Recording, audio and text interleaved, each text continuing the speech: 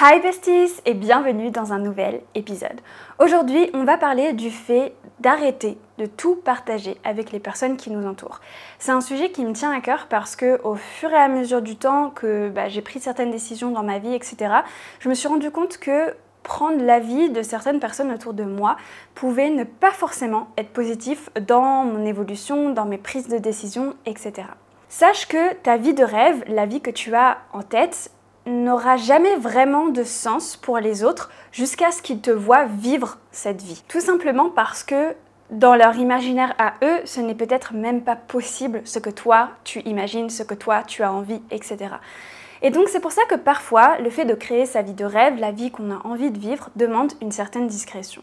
La première raison, c'est que la peur des autres, elle se transmet de manière consciente ou inconsciente.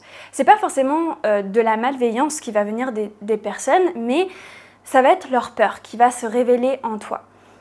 Je prends un exemple très souvent quand je dis, par exemple sur les réseaux sociaux, via mes réels, etc.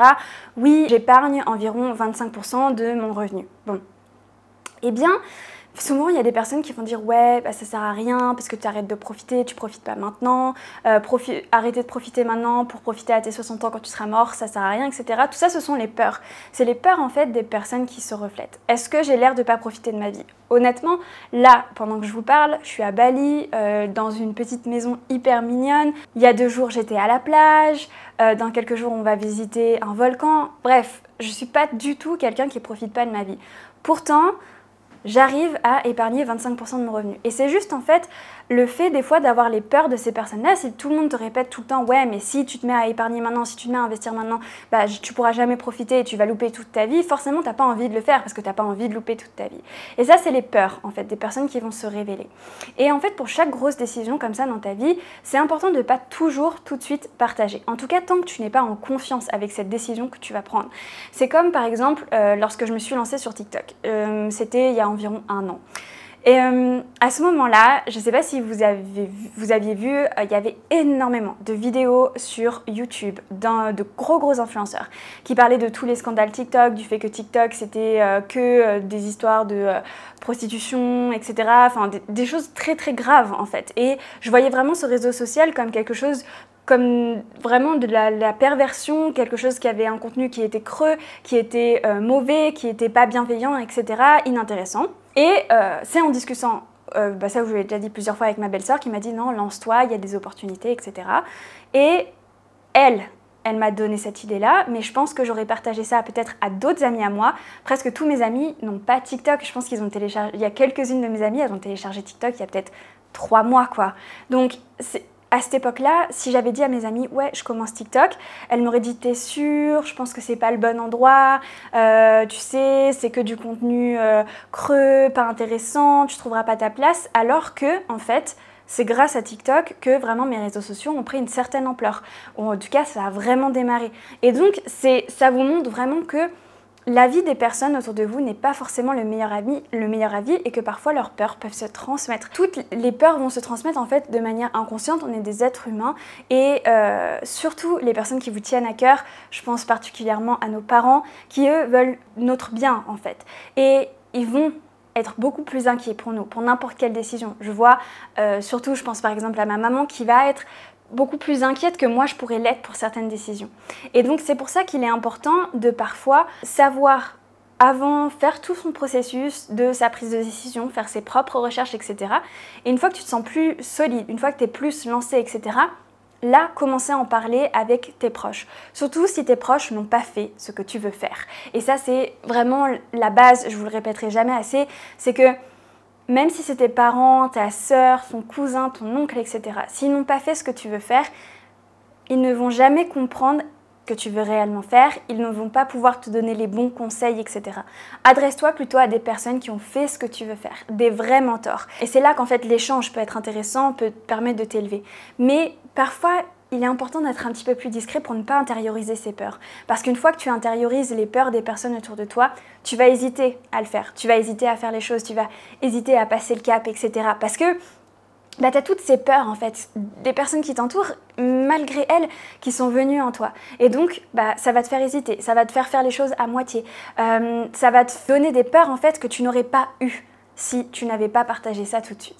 Donc vraiment, c'est dans un premier temps te protéger des peurs des autres. La deuxième chose, c'est qu'il n'y a que toi qui sais vraiment ce que tu veux.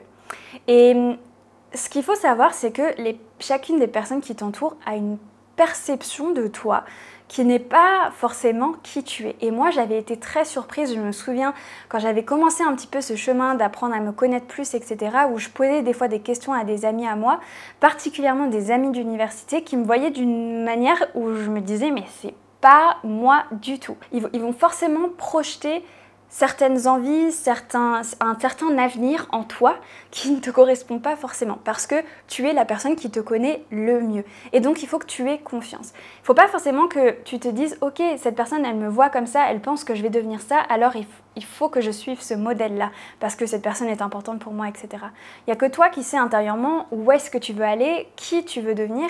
Et donc, c'est pour ça que c'est super important d'avoir confiance en toi. Et par exemple, moi je suis très reconnaissante de ça dans le sens où j'ai des parents qui ont fait un travail, ils avaient tous les deux des travails qui n'avaient absolument rien à voir avec moi. Et on sait très bien, ça arrive souvent des parents qui veulent que leurs enfants fassent exactement la même chose. Moi j'avais une maman artiste, elle aurait pu vouloir que je sois artiste, mais c'était pas mon truc quoi. Et en fait, on va avoir la projection des personnes qui nous entourent qui va venir potentiellement influer notre avenir, mais garde en toi cette petite flamme et aie confiance en toi, aie confiance en ce que tu veux créer, la personne que tu veux devenir, etc. De toute façon, tu es guidé, tu vas avoir des choses qui vont venir à toi, tu vas être attiré par certaines choses. Et il y a un truc qui me fascine toujours, c'est pourquoi on aime plus telle ou telle musique. Alors certainement, il y a l'enfance, avec quoi on a évolué, etc. Mais il y a toujours ce truc de... Voilà, tu vas être attiré par une certaine musique. C'est pareil, tu vas être attiré par certaines passions, tu vas être attiré par certains sujets, etc. Et il n'y a que toi qui sais exactement la vie que tu veux vivre, de qui tu veux être entouré, quel travail tu veux faire, quel style de vie tu veux avoir, où est-ce que tu veux vivre, dans quel climat, quel sport tu veux faire, etc. Et peu importe si les personnes qui t'entourent ne le font pas en fait. Parce qu'on dit souvent, oui, il faut te couper des personnes qui n'ont pas la même vision de la vie que toi, etc. Franchement, j'y crois pas trop parce que on a tous des personnes dans notre entourage. Moi, par exemple, je pense, j'ai des amitiés très fortes avec des amies qui sont merveilleuses, qui sont absolument géniales, que je connais depuis hyper longtemps. Et même si on est très différentes, on s'aime de tout notre cœur. Et c'est pas forcément parce qu'elles n'ont pas exactement la même vision de la vie que moi que je devrais plus être amie avec elles. Parce qu'on partage d'autres choses ensemble, on partage un amour inconditionnel, on partage des délires, on partage des souvenirs, etc. On partage des passions communes parce qu'on n'est pas qu'une chose. Moi, je ne suis pas qu'un business et une investisseuse. Voilà, j'aime aussi, par exemple, j'adore la dancehall, j'adore faire du cheval, j'adore aller à la mer, enfin bref, j'ai plein d'autres trucs. J'ai fait de la boxe pendant des années, j'adore la boxe, enfin... On n'est pas qu'une chose. Et donc c'est pour ça qu'il faut arrêter de se dire oui, cette personne-là, elle n'a pas exactement la même vision de la vie que moi, alors je dois m'en séparer. Non, on a tous des choses à s'apporter. Donc certes, ces personnes-là vont projeter quelque chose sur toi, mais toi, il faut que tu aies confiance en toi, confiance en ce que tu veux créer et qui tu veux devenir et la vie que tu veux avoir. Ensuite, comme je te disais, il est important d'être discret lorsque tu veux créer ta vie de rêve. Pourquoi? Parce que c'est important de rester un petit peu dans son monde. En fait, il y a, je crois profondément que... parfois, en s'isolant un peu de notre société, des réseaux sociaux, etc., des personnes qui vont nous entourer, on va réussir à mieux se connecter à soi-même, à qui on est, ce que l'on veut. Et donc, c'est important de savoir être un petit peu discret, d'amener un certain flou. Moi, je vous dis très honnêtement, par exemple, quand je partage sur les réseaux sociaux, il y a certaines fois où je vais un tout petit peu me censurer dans des choses que je partage, pas parce que je ne veux pas te le dire à toi qui m'écoutes, mais parce que je sais que je vais avoir des proches qui m'écoutent et j'ai pas envie de leur dire ça tout de suite. Pourquoi? Parce que j'ai pas envie d'avoir leur peur, leur réaction, etc. J'ai envie de toujours construire mon petit bout de chemin et une fois que c'est un petit peu plus construit, pouvoir leur partager. Parce que j'ai pas envie de me faire influencer. Et j'ai pas non plus envie de tout partager au monde entier parce que même si toi tu m'écoutes et que tu vas être moins impliqué que si tu étais ma famille ou mes amis, tu peux avoir aussi un avis qui parfois va m'influencer. Alors pour certaines choses, si je demande l'avis de quelqu'un, que j'ai envie de l'avoir, que je te demande ton avis à toi, là je suis ouverte à toutes les propositions, c'est-à-dire que je me sens prête à l'intérieur de moi. Mais pour certaines choses où tu es en pleine évolution, en plein chemin, etc., c'est bien aussi de savoir mettre un certain flou. Tu peux partager des choses, mais pas tout partager de manière extrêmement précise. C'est-à-dire dire, ok, bah moi, j'ai envie d'atteindre ce niveau de vie.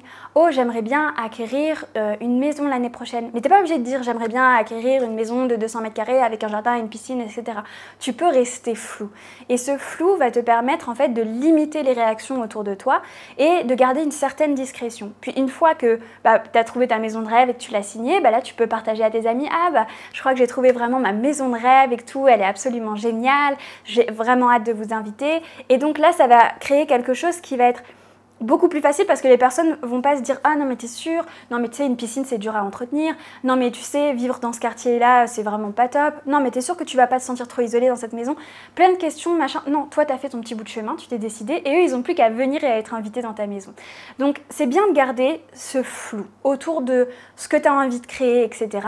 C'est bien aussi de savoir partager. Je vous dis pas de ne plus rien partager avec les gens que vous aimez, etc. Franchement non, je ne vous dis pas de vous isoler, mais pour certaines choses garder un certain flou peut être intéressant et vous permettre en fait de ne pas recevoir des conseils que vous ne souhaitez pas recevoir, ne pas recevoir des peurs qui sont incontrôlées des personnes en face, etc. Et vraiment de suivre ce qui vous drive, ce qui vous donne envie, ce que vous avez envie de créer, etc. Et en fait, ça vient à mon point numéro 4 qui va être de mettre des barrières. Des barrières parfois avec certaines personnes ou sur certains sujets. Certaines personnes, c'est tout simplement, par exemple, dans votre famille, vous pouvez peut-être avoir cet oncle qui est entrepreneur, qui a un business, etc. Je pense notamment à un de mes oncles qui l'était, qui est décédé maintenant, c'est pour ça que je parle au passé, mais avec qui, je pense, j'aurais plus pu parler de business. Parce que lui, il avait créé un business qui a fait plusieurs millions, etc., qui a vraiment grossi, qui a vraiment évolué. Et donc là, j'aurais eu des conseils d'une personne qui a fait ce que je voulais faire, qui a gagné beaucoup d'argent, etc. Mais par exemple, je peux avoir d'autres oncles qui n'ont pas forcément fait ça et donc avec qui je vais me sentir moins à l'aise de parler de ça parce que ce n'est pas leur réalité et donc ça va être plus éloigné d'eux et donc peut-être ils vont avoir plus de peur, etc. Alors peut-être je vais moins partager sur mon business avec eux, je vais juste leur dire ok j'ai fait ça, etc.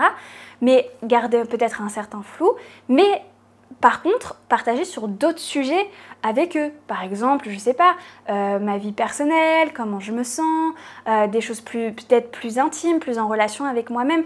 Donc en fait, ça va être vraiment sur certains sujets, tu peux jongler des personnes avec qui tu te sens en confiance, des personnes avec qui tu penses que c'est intéressant de parler de ce sujet-là, tu as envie d'avoir leurs conseils. Et en fonction des personnes, en fait, savoir jauger. Parce que tu connais les personnes autour de toi, tu as des amis qui vont être plus ouvertes à parler d'argent et d'autres beaucoup moins. Et donc, c'est savoir jongler et pas forcément pour cacher, on parle vraiment pas de cacher, mais juste savoir en fait parler des bonnes choses aux bonnes personnes. Et en fait, c'est une manière saine de partager. Alors, partagez vraiment avec tout le monde, prenez le temps de discuter, d'écouter les autres, les conseils des autres, mais si jamais vous n'avez pas envie de recevoir un conseil sur un certain sujet, etc., si vous avez un petit peu envie de vous préserver et surtout si vraiment vous avez une vision claire de la vie que vous voulez avoir, gardez un certain flou autour de vous parce que personne ne peut comprendre la vie que vous voulez avoir jusqu'à ce qu'il vous voit la vivre. Garde confiance en toi, garde ta vision, laisse-toi porter par ta vision,